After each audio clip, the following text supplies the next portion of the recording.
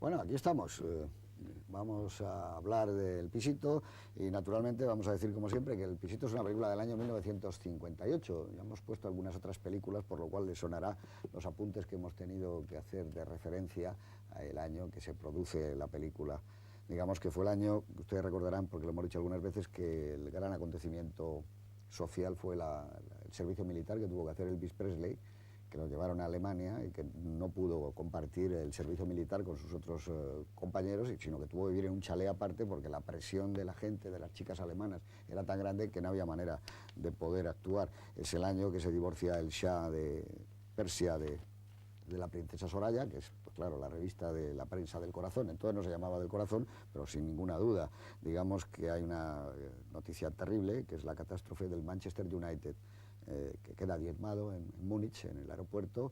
Además, para nosotros es muy cercano porque poco tiempo antes había jugado con el Real Madrid y toda aquella gente, Taylor, Violet, etc. Ya saben ustedes que Matt Busby fue el entrenador, logró rehacer ese equipo que bajó a tercera división cuando perdió sus figuras y como en una gesta tipo carros de fuego lo llevó a segunda, lo llevó a primera división, lo hizo campeón de liga y le hizo campeón de Europa. También había un jugador que entonces tenía 18 años, que era Bobby Charlton, que junto de la mano con Matt Busby hicieron el milagro, que es uno de los más grandes en la historia del deporte.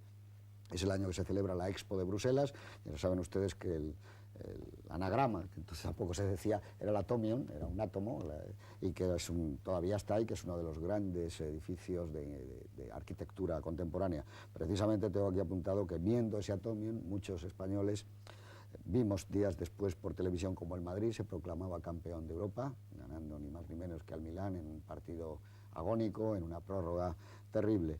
Es el año que vuelve De Gaulle, después de una larga ausencia, a dominar, a gobernar Francia. Muere el premio Nobel Juan Ramón Jiménez, el gran creador de Diario de un poeta recién casado, de esas prosas poéticas que ya Platero y yo, que ya venía siendo naturalmente un bestseller, tampoco se decía bestseller, pero desde hacía muchos años Platero y yo era un éxito de ventas en todo el mundo. El Atlético de Bilbao se proclama campeón de la Copa, que le entrega Francisco Franco a Gainza una vez más, no sé yo las veces que le pudo saludar a Gainza, le gana a un Real Madrid que no pudo hacer la triple corona, había ganado la Liga, había ganado la Copa Europa, pero el Bilbao le ganó 2-0, muere Pío XII con 82 años, le sucede Juan XXIII, el conocido hombre que amaba el cine, de ahí sale de una de sus frases la palabra film ideal, que da pie al nacimiento de una de las revistas míticas de cine de nuestro país. Es el año que el gran escándalo literario es el premio Nobel a Boris Pasternak por su novela Doctor Zhivago, que le obligan a rechazar, de una de las mayores injusticias y ferocidades que se han cometido en la historia de la literatura y que naturalmente amargó la existencia de Pasternak y luego hizo que cuando se pudo leer esa novela se vio el disparate tan grande porque era una de las más bellas novelas de amor en tradición con toda la narrativa rusa y que todo aquello que se quería ver y poner en tela de juicio y que era maniobra del mundo capitalista para premiar a un autor que no comulgaba con ellos era todo un puro desastre. Y bueno, digamos para terminar que una noticia cinematográfica que nos cogió muy de cerca fue la muerte de Tyrone Power en unos estudios en Sevilla Film, en Madrid, cuando estaba rodando Salomón y la Reina de Saba. La película del año fue Las chicas de la Cruz Roja, rodada en ese mismo año y en esas mismas calles que el Pisito, pero qué dos puntos de vista tan distintos, ¿verdad, Eduardo? Sin querer esto ser peyorativo para nada, porque a mí Las chicas de la Cruz Roja me parece una película magnífica, una estupenda comedia, pero entre el mundo y la Gran Vía de una y otra película, qué gran abismo separaba las dos puestas en escena, como tú decías, Sí, ¿no? yo coincido contigo. En Las chicas de la Cruz Roja lo que se ve es la Gran Vía, en el Pisito se ve la trastienda de la Gran Vía, la plaza de los Mostenses, que entonces estaba así, ahora ha cambiado sustancialmente y son dos maneras de ver la realidad. Las dos películas reflejan la realidad española, ¿no? en aquel momento y son dos comedias con dos estilos muy diferentes, ¿no? Yo personalmente, si tengo que elegir entre las dos, me quedo con el Pisito, pero claro, hay que reconocer que Las chicas de la Cruz Roja, ese tipo de cine ha sido muy menospreciado a lo largo del tiempo y forma parte de una tradición española y de un cine industrial que desgraciadamente se ha perdido en España y que acaba dificultando mucho el panorama del cine español. Oye, Juan Cobos, dime una cosa, ¿se hablaba mucho entonces, o empieza a hablarse a partir de aquí, de Azcona, de eso de humor negro? Yo creo que esto tiene mucho que ver ya con con El Pisito, ¿no? Sí, Y yo con creo que Rafael sí, Azcona. sí, porque además la película, hay un hecho muy importante, que es que la película, como muchas de esas películas que trataban de romper el mecanismo ese industrial que ahora a veces tanto se añora, fue clasificada muy mal. Muy mal clasificada quería decir mucha menos protección.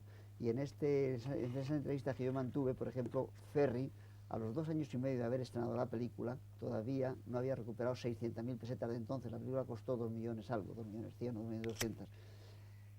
Fue a Cannes, fue a Cannes para enseñarla, porque estos viajaban en tren con las latas y tal. Y entonces la invitaron a Venecia, pero España no quiso enviar a Venecia una película que tenía mala calificación y que además no presentaba la España que ellos querían, la España de Franco de ese momento.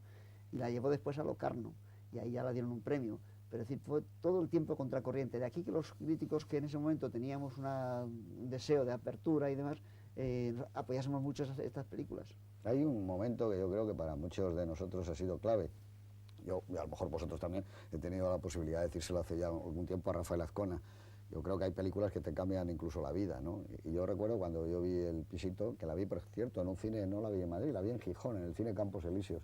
Ese momento del baile en las Cuevas de Sésamo entre López Vázquez y Mari Carrillo, cómo se ha ido desmoronando la ilusión de esa pareja, cómo han ido envejeciendo, cómo no tienen nada que decirse, las miradas de Mari Carrillo hacia otras parejas que todavía se quieren y se besan, ese es uno de los momentos escalofriantes del cine español, ¿eh? Y es el momento que más elogió en todo, es decir, la gente que iba un poco más allá se fijaba en ese humor que hay maravilloso y tal, y que es corrosivo, pero esa escena siempre, toda la gente que tenía cierta sensibilidad o estaba por otro cine, eso fue la escena que seguí. Es que la película es tan compleja en el guión y en su aspecto visual, que presenta desde un Madrid que pudiera ser casi el Madrid de Neville de La Torre de los Siete Jorobados, que se ha puesto en este programa, ¿no? Un Madrid arnichesco, por hablar en esos términos, hasta un Madrid de Camilo José Cela, de la pobreza, de la miseria. Es una película que se huele la miseria, la pobreza, por lo menos de aquellos que aspiran a algo más y viven en esas condiciones. Es terrible la secuencia en la que Petrita llega a tomar posesión de la pensión cuando está moribunda doña Martina, y empieza a decir qué mal huele aquí. José Luis López Vázquez en un momento determinado dice: el año pasado pusimos cuarto de baño. Hay que ver el cuarto de baño, que simplemente lo deja entrever la puesta en escena, ¿no? Ese mundo de Cela. Y el de Sésamo es prácticamente el Madrid cosmopolita, muy pequeñito probablemente, que habría entonces, ya no lo conocía, las Cuevas de Sésamo. Son las Cuevas de Sésamo, ¿no?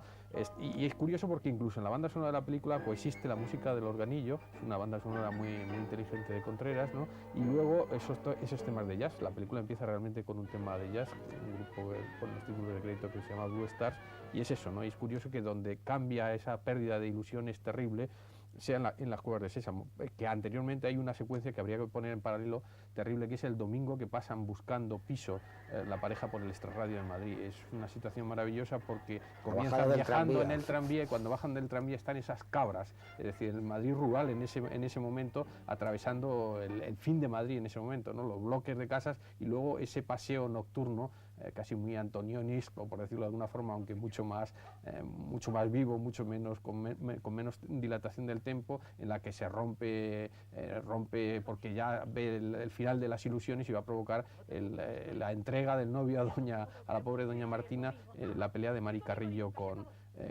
José Luis López Vázquez. Eso es una puesta en escena maravillosa, porque como en casi toda la película el encuadre está vivo. El encuadre de esta película no es un encuadre fijo, pasan muchas cosas dentro del encuadre, y aquí vemos, por ejemplo, a la gente que está durmiendo en los desmontes, algún borracho tomando la borrachera de final del domingo, es decir, que está pues todo lo que eran aquellas tardes de domingo en el extrarradio buscando pisos. Me parece que esa transición de la película me parece sensacional. Antonioni. Y yo creo, no sé qué os parece a vosotros ya, el primer plano es como una película italiana, ¿no? Sí. Tiene algo, suena a película italiana, pues Sí, podría sí. ser en Nápoles, en cualquier otro tipo De de Antonioni ciudad, o ¿no? de Sica o de mucha Sí. gente, ¿no? Y Ese hay primer momentos- plano que es asombroso, el Hay plano de momentos, arranque. cuando se queda solo después de comprarse aquellas aceitunas, López Vázquez, queda ahí solo con su abrigo puesto y tal. Ese plano es magnífico. Ese plano recuerda una película en la que Ferreri fue productor ejecutivo, Capoto. que es Il Capoto, de La Tuada. Sí.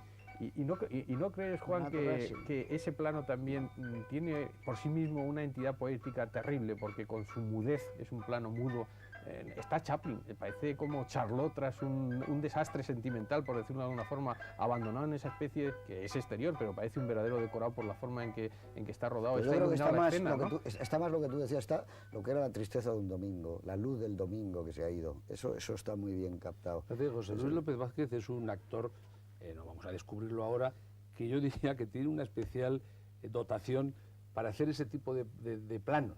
Ese plano en que se queda un personaje como desairado, Sí, le dejan perdido. colgado, le dejan perdido. Hay un plano parecido en Plácido, cuando Sí, le sí, abandonan y Todos, le dejan a tirado esa en mitad de la muchedumbre calle. y se queda solo. Y José Luis siempre tiene una forma de quedarse con los pies, se Sí, balancea es un poco cierto. sobre los pies, se pone tenso, está un poco como avergonzado, tiene un cierto sentido del ridículo, ve un puestecito de aceitunas que posiblemente no le apetezca nada Ya no sabe y qué hacer, la compra señora le mira. y compra unas aceitunas